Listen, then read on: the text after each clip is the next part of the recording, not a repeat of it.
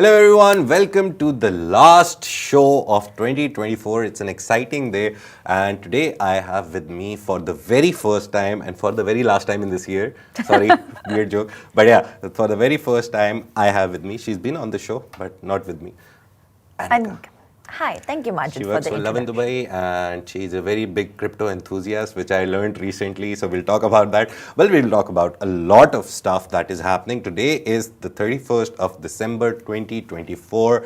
Today is New Year's Eve after like 6-7 hours. And Amazing. Dubai Exciting. is preparing for like millions of dollars of fireworks and drone shows and everything. What Oh is my your God, New Year plan? yes. So I will not be anywhere near downtown Dubai. Thankfully, yes.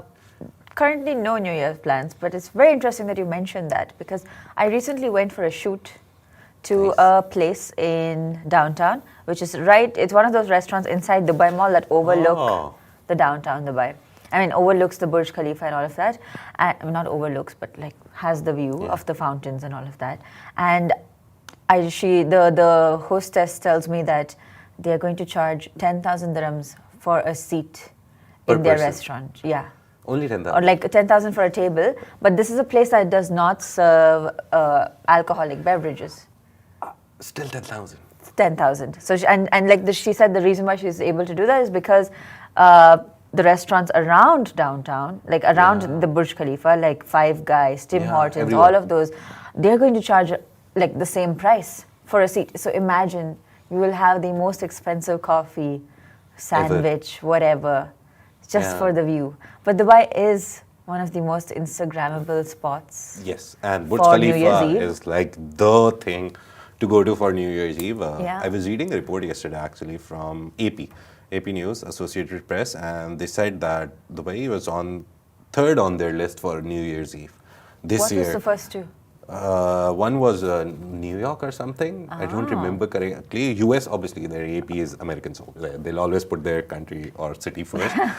Second one was, it was Indonesia or something. Interesting. Apparently, yeah, they're having a very big, again, same, sorry, it was in China, China. a city of China, again, very difficult names, I always forget them, but yeah, one city in China, so US was tops, China, and then Dubai was the, like, most traveling. They took some data from some traveling website on how, like, people book tickets to which places for New Year's, and Dubai was, like, top third, so.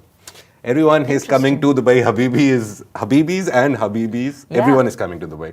Especially. And yesterday, my wife came back from Riyadh, and on the airport, she had to wait like 2 hours in the line just to get checked out because I have a son. He's younger, so he can't go through the smart gates. I don't know why.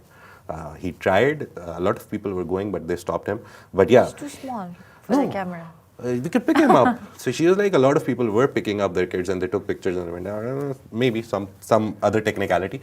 But she's like 2 hours in the line because everyone was coming to Dubai. Some people were coming from the holidays or something, and some of them were coming for the New Year.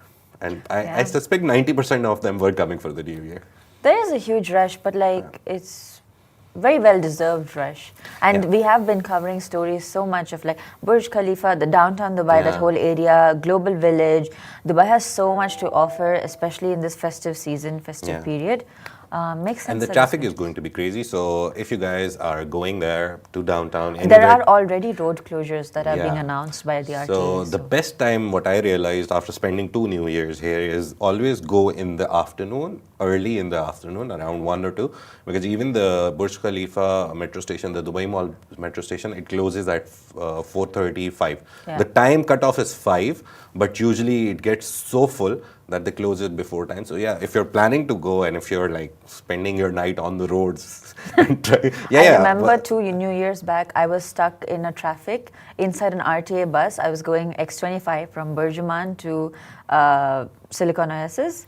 I was stuck in the bus. And the Slept bus in the was bus. stuck. Yeah, I slept off in the bus and I woke up to the sound of firecrackers going outside. Nice. And the bus was just stuck in the traffic on a road. Yeah. So it's just, No, if you're last going year- out, good luck. May the force be with you. Yeah, you'll need a lot of stamina and a lot of walking, but it's a very community thing. The last time I saw, the last New Year, I was on Sheikh Zayed Road in Blue Tower. My uncle lives there. So I could see everything. Like he had a 3-bedroom apartment. So like 2 walls are completely glass. So I could see the Burj Khalifa side as well. And I could see, what's the other one? The Dubai Frame, Burj Al Arab. Burj Al Arab. So I could see like a whole panoramic view Yeah. of Oh my all the God. fireworks taking place. Those are the really blessed ones. Yeah, so I guess he bought that apartment a lot, very expensive apartment, only for the reason he could see the fireworks. But yeah, my friend was stuck there and he came back around 5 or 6 a.m. in the morning because he's like, we had to walk a lot, then take the metro and wait for the it's metro. so hard. Yeah. It's so hard. But yeah, if you're young and energetic and you want to experience something, and it's a very community feeling. yeah. It's that I've usually the people realized. who've just come to Dubai or they've been in Dubai for only 2-3 years. They are the ones who really want to go out and see. at least And I can't once. blame. Exactly. It is a one-time bucket list experience. Okay, so But yeah, a lot of things speaking about New Year. the UAE But and Dubai. let's move to the main things, the business things, the billions and millions that we were talking about. UAE, we'll start with UAE. We're going all full impromptu over this from memory. Great. Let's see how much we remember what happened in the UAE. So the very first memory of this year was the rains, the April record rains. 16th. April 16th. 75 years have gone by since the rainfall records Was and that recording and all broken that was started. So since then, it was the biggest rain in Yeah. UAE and in the region as well. Yeah.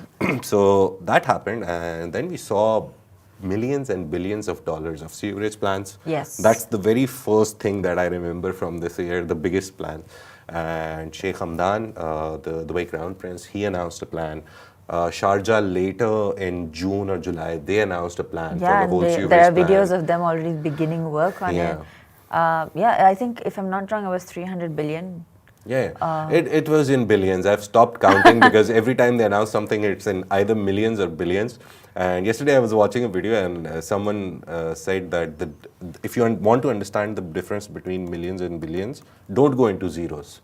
The easiest way to remember how big a million is and a billion is, 1 million seconds is equal to 11 and a half days. 1 million? 1 million? 1 million seconds is Okay. equal to 11.5 days. Okay. 1 billion seconds is equal to, guess, 31 years. Whoa. So that's the Whoa, difference between okay. million. That's the easiest way to remember because we always get confused in the zeros that are there. And in Asian system, we also use a different comma system. Yes, we do. Yeah, because after the first 3 zeros, we put a comma, We put but a then comma. we put a comma after every 2. Two numbers. Yeah, every but 2 digits. internationally, it's after every 3 zeros. Yes. So yeah, that's also a problem with us Yeah. in the region. We I get just- confused in lakh and crores and millions and billions. We always get confused. We do. But UAE, the main thing that I remember, the biggest thing that I remember happened in the UAE in this year were 2 things. One was the formation of G42. Yes. G42 is an AI giant. Basically, it's a company which comes under International Holding Company, which is owned and run by Sheikh Tahnoon. He was the top, one of the top people in the Times 100 list for top people in AI in the world. So he was named in that list. He is the deputy president or vice president. He's the security minister for UAE. He's a lot of things. He wears a lot of hats. But the main thing is he is the chair of IHC, International Holding Company, which started G42.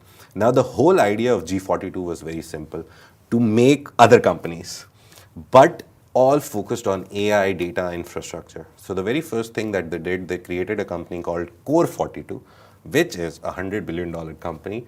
And their main purpose is to just go build data centers, take over companies which are building data centers, like buy them if they think they're good enough, and invest in data centers which are already running.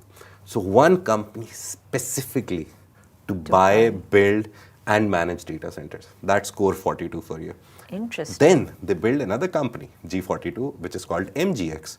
MGX is also mandated under the Abu Dhabi government, so it comes under the government.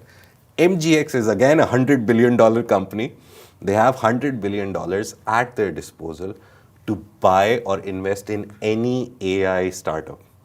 And what they did was, the very first thing, they invested in XAI, Wow. So, Okay. and they also participated in OpenAI, which is the Yes. owner of ChatGPT. ChatGPT. OpenAI raised $6.6 billion, the largest VC fund in the history. They raised $6.6 billion, and MGX was a part of it. And recently, they invested in XAI, which also raised $6 billion. They're like the top three companies.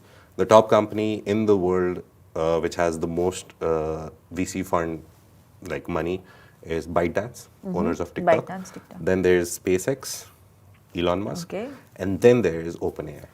So they've Wow. invested in the biggest giants possible. So UAE did this. This is like if you keep your focus mostly on Abu Dhabi, then you know about the capital of capital thing, right? That Abu Dhabi was recently announced as the capital of capital. They beat Oslo. It is in their song also. They even launched a Yeah, song about capital it. of capital. Yeah, Capital of it's a very capital. nice song. It's a very catchy song. But yeah, Abu Dhabi became the capital of capital.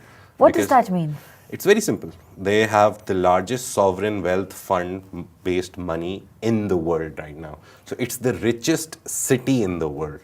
Wow. Richest. I'm not surprised. I'm not surprised. You see the city, you know that this is not. You go to Abu Dhabi, I've realized, you go to Abu Dhabi, you feel the luxury. You do. You really feel do. luxury, exclusivity. Yes. In Dubai is literally for everyone. Dubai is a little, yes, it's a little more of a, like, yes, there is the bling part, but then there's Yeah. also like, you can also get a 5 dirham samosa. Yeah. Not that you can't get that in Abu Dhabi, Yeah. but, But you know. in Abu it's- Dhabi, you just feel it. You like feel there's it. there's royalness on the road. You go on the road, there's no such big traffics.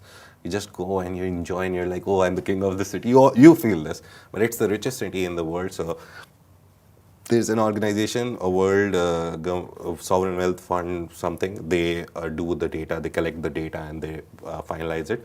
So Abu Dhabi this year beat Oslo, Norway's Oslo, and they become the biggest giant, like biggest richest city.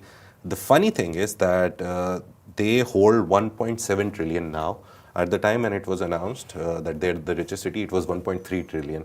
So within 2 months, they added nearly 400 billion to their portfolio, all the sovereign wealth funds. I wonder how, what's happened for such a spike? They just invested in everything. As soon as they realize they're the richest, they're like, oh, we have a lot of money, let's invest in everything. That's the easiest way I can explain it. But Abu Dhabi has ADIA, Abu Dhabi Investment Authority. Again, it's chaired by Sheikh Qanun. So, yeah. I've heard, I think recently someone was doing an article, I think Ward was trying to Yeah. do a story on him. Because and he keeps meeting all the big people in the world. He met Elon Musk when... and they tweeted about it too. Yeah, he went to our president, His Highness Sheikh Mohammed. He went to the US. Sheikh Qanun was with him. He met Elon Musk. He met Mark Zuckerberg. They went to the gym together. So, and yeah, the Bloomberg article that you're talking about. Yes, basically- everywhere but nowhere or something. Yeah, it's a very interesting idea that he's always in Abu Dhabi. If you want to find him, you just need to know the right spots. And Bloomberg did a whole depth research on where to find him, how to find him, who are the people who are close to him. And the most interesting thing about that article was you can't just meet him over a coffee.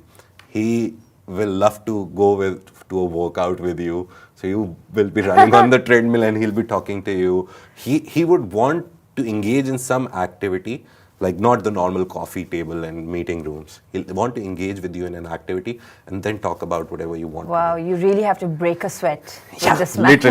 literally. So that's the main thing. UAE, just quick notes if you want to talk about it. The biggest things, other biggest things that overall UAE did is $1.5 billion from Microsoft. For data and AI. Again, it's Yep. all about AI in this year, to be honest. Yes. When we come to Dubai, it's going to be about property, don't worry. But in Abu Dhabi, it was mostly about AI. Then Microsoft announced 2 data centers that they'll be opening in Abu Dhabi. So that happened. That's like the billion-dollar things that I will remember for the next 20 years. Because these are things that tell you that everyone believes in the city and country. Yes, Everyone of wants to course. come here. Of course. Yeah. I don't want to start my whole rant on like why there's no shock there. Yeah. But yeah, there is No, you can. shock there. Trust me. No, it's just there's so much. There's like, why would you not? The Yeah. safety, the security, the opportunity, and like, I'm sorry, but like you look to the West and like right now they're really bogged down by Yeah. so many internal conflicts and struggles. We have our conflicts in the region, but it's not like there are countries like the UAE that are still progressing, and like really setting a benchmark as to what it's like to be truly considered a developed nation. Yeah. So But the main thing is they have worked towards it.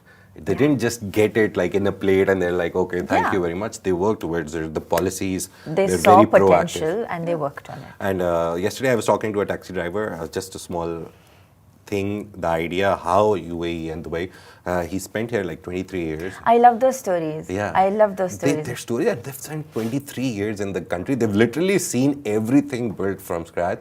And he was from Deer and the Pakistani northern areas. Those are agencies. So he was from Deer, and I asked him, like, how did you come here? He's like, I came here for a normal labor job. We used to take stuff from first floor to 10th floor, 20th floor. And he was like, we loved the idea that they were building swimming pools and buildings and such nice hotels. And then he's like, in the last 10, 15 years, 15 years nearly, he's driving taxi.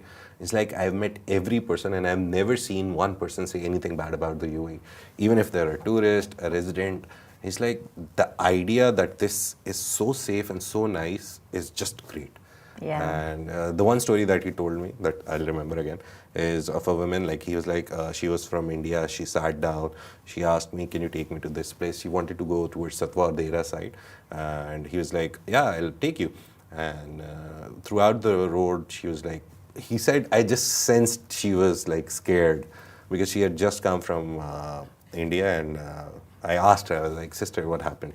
Are you scared or what happened? She was like, oh, just night time, so I don't think it's safe and this and that.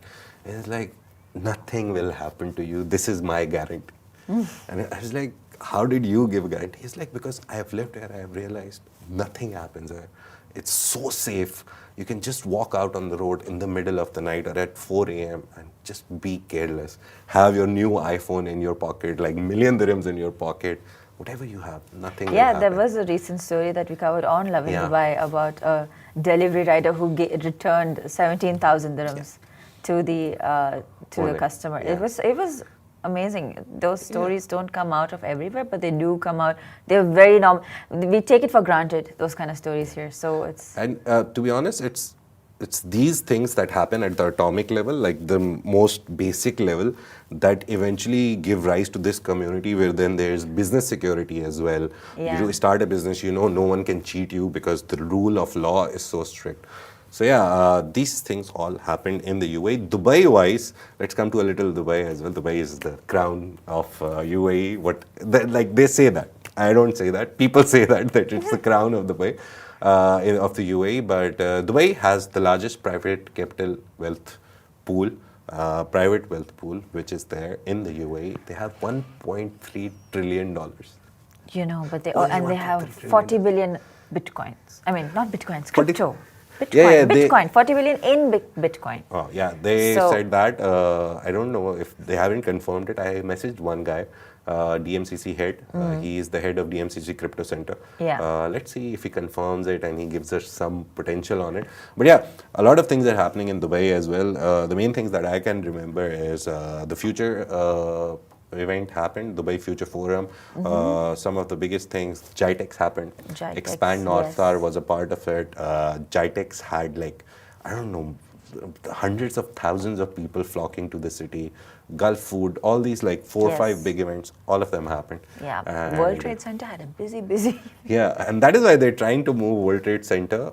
Basically, this is a story that a lot of people don't know, that World Trade Center was owned by government, but now it's owned by a private holding company. Oh. Yeah, and though that private holding company then bought the Dubai Exhibition Center in Expo City. Right. So Expo City was wholly owned by the Dubai government, but these guys, they went in, they bought the Dubai Exhibition Center. So most probably in the next few years, you will see that the Dubai World Trade Centers, all of the events will move to Expo 2020. Shifting to Expo. We already see a bit of a shift there. And that is there is one more reason to it, because Dubai International Airport is soon going to shift to Al Maktoum. So it'll become easier to just land there and go there rather than go from this corner to that corner. Very And interesting. there's also metro access there as well. So yeah, most probably soon you'll see. And there's expansion projects, again, millions of dollars of expansion project happening in Expo City, the Dubai Exhibition Center specifically.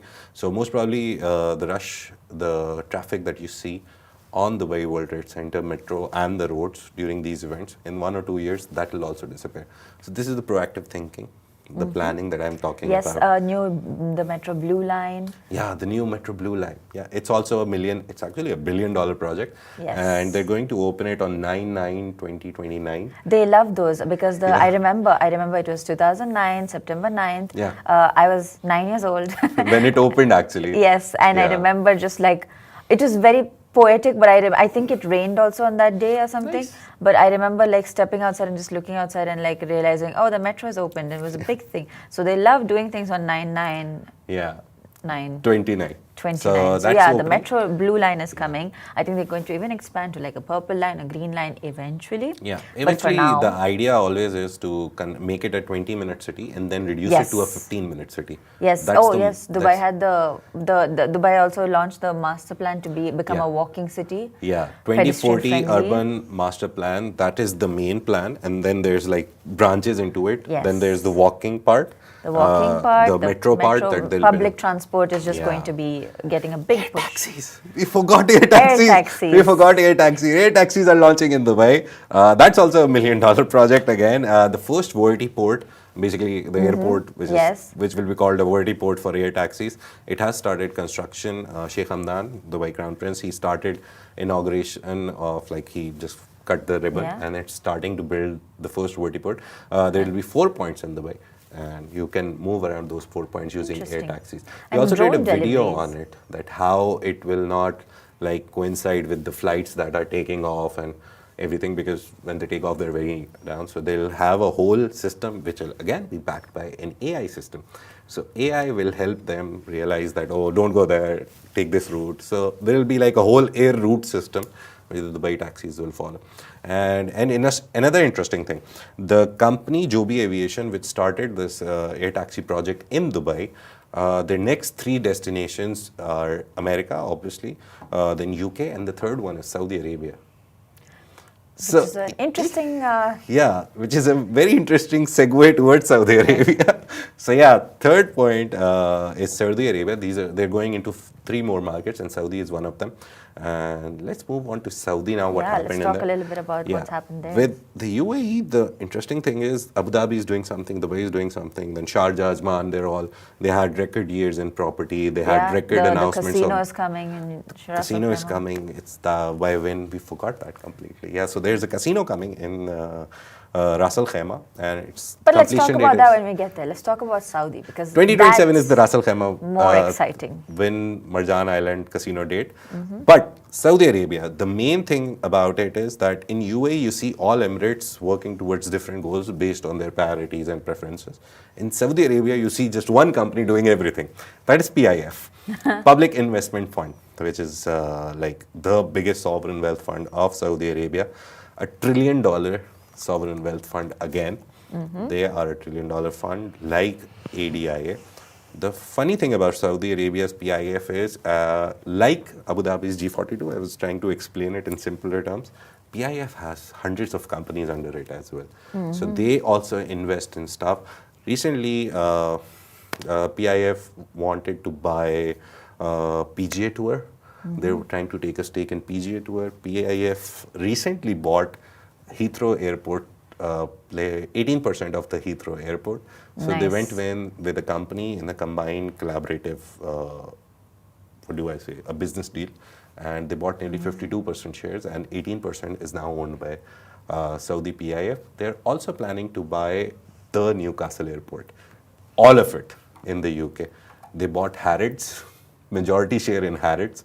That is one of the biggest supermarket stores, Lovely. everything. Yes. So they've invested in literally everything. Sports-wise, Saudi Pro League, the Netflix documentary came out that shows you the magnitude and the money they're putting into sports. Oh yeah, Esports 100%. World Cup happened in The Saudi best Arabia. players in the world are now Ronaldo, in Saudi. Benzema. Yes. Neymar injured, but yeah, big name to join them. So they are building a sports industry, and the very famous and very nice words of His Highness, His Majesty, His Royal Highness. In His Saudi, Royal it's Highness, His yes. Royal Highness. His Royal Highness HRH. Mohammed bin Salman. He said that if people are saying that I am using money to do greenwashing, sports washing, anything, any kind of washing, I don't care as long as it adds money or some percentage to my GDP. And that's a very good thing to say considering Saudi Vision 2030. Yeah. They want to just expand into every field possible, be it AI. AI-wise, Saudi Arabia, under PIF, and then there's one company, I forgot the name. So PIF has made one company, and according to Bloomberg, it's a whole detailed report, they're trying to build $100 billion AI company. Amazing. It's not about millions at all now, because they're moving into trillions, so they want to spend in billions. And the most important highlight of the year for Saudi Arabia for me would be FII 8, Future Investment Initiative. It's called the Davos of the Desert. So the Davos conference is happening in January. It's the World Economic Forum. It happens Yes. in Davos, yeah. So it's called the Davos in Desert. It was the 8th edition. Rich went there, our owner. He went there and he loved the idea that all the big people in the world who actually make the money move from one place to another, VC funds, the biggest asset managers, the biggest banks, TikTok CEO, like Yes. all Elon Musk, he came from a video call. He used Starlink to do the video call.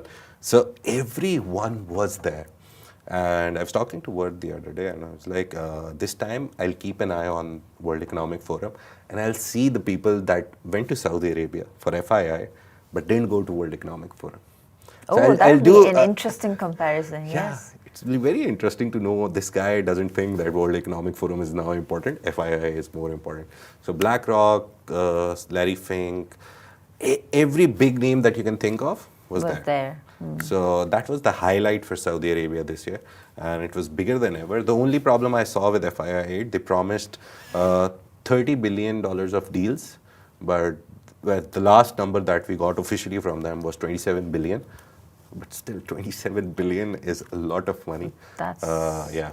So that happened. FII 8 happened. They're planning a $100 billion AI company, which will again invest in data infrastructures and everything. The main important thing that I realized throughout the year for AI was, if you have money and if you want to invest, if you want to get into this AI rush, build a data center. Data centers, because they are the core of everything that we're seeing in AI. Yeah. So all the data is stored there. They need cooling, they need energy.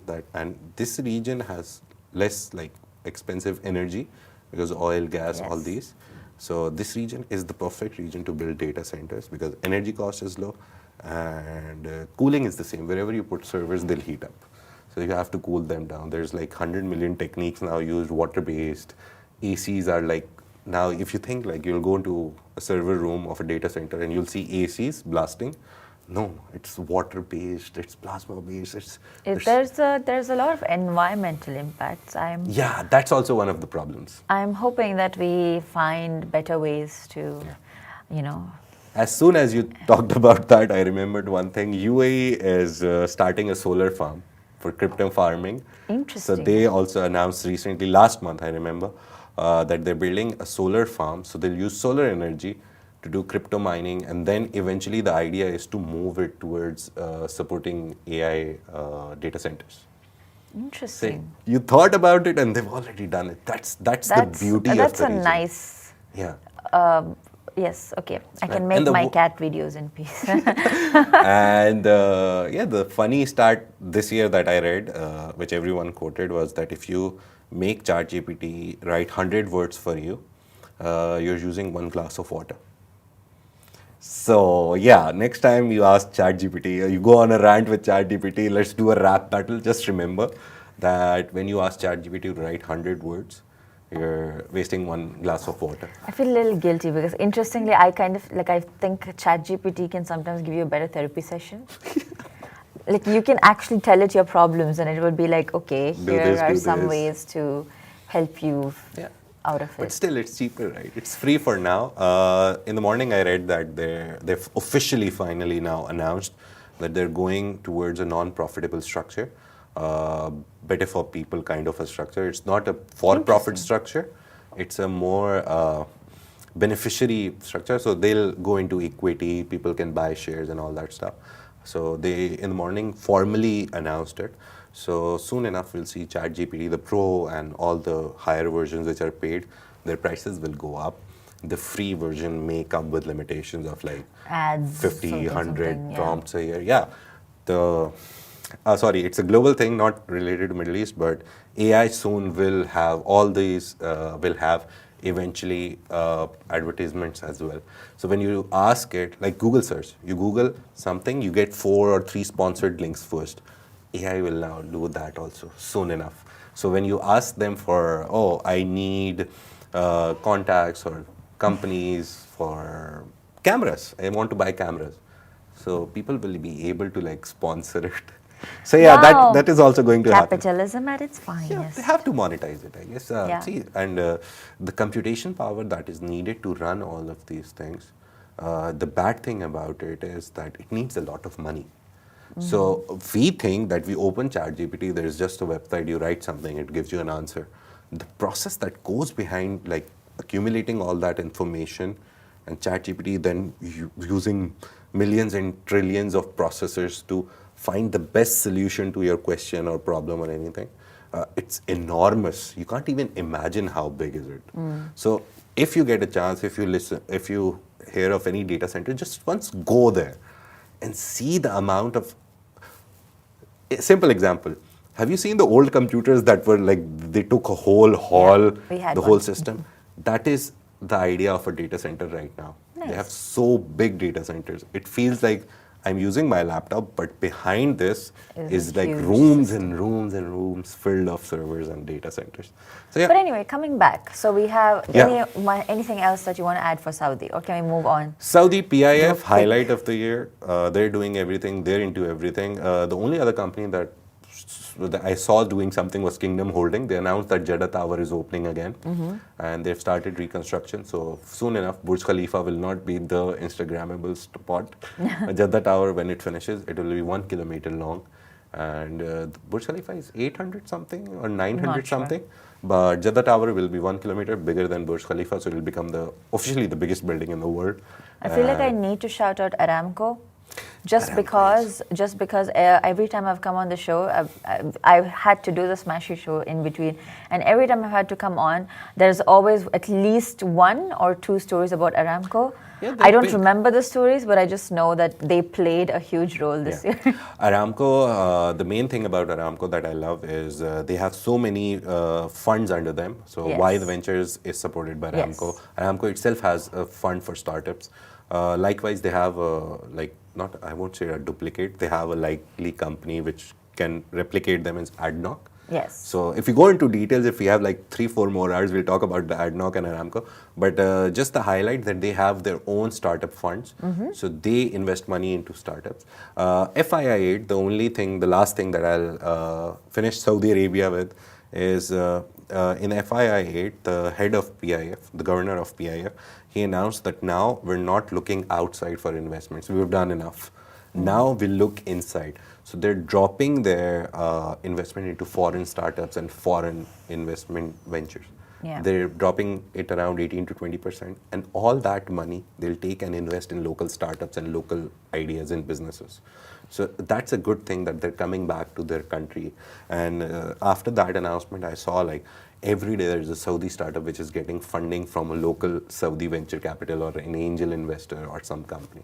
So Saudi Arabia, the summary is they're looking now inwards. UAE, the summary is they're looking towards AI and nothing else for now. And like future. For me, the summary for 2024 is Dubai is looking at the future. The present, they're perfectly fine with it and they're building the future. Saudi Arabia is now looking inside. Yeah, more tourism, bought, more revenue yeah. inside, everything coming in. And regionally, just to Regionally, highlight, it's just it's I know- Qatar, Bahrain, Oman that are doing good. Yeah. Qatar has like the 6th or 7th largest sovereign wealth fund in in the Middle East, 500 billion. They're not a trillion one. But I know that Syria is getting a new beginning. yeah, Syria's got a new beginning, thankfully. I'm very curious to see how or if like the economy, if something's going to happen. All this while, it's just in Syria they don't carry wallets because it's just you just have to There's a lot of carry money, yeah. huge wads of cash because of how much the currency has dropped. So it's going to be very interesting to see if like they come up, if something's going to happen. So since Bashar al-Assad went down, the dollar to Syrian pound conversion has come down from 1 to 25,000. So $1 was 25,000 Syrian. It has come down to nearly 10, 11,000 now. So that's a good recovery. They're going for a free market capitalist economy.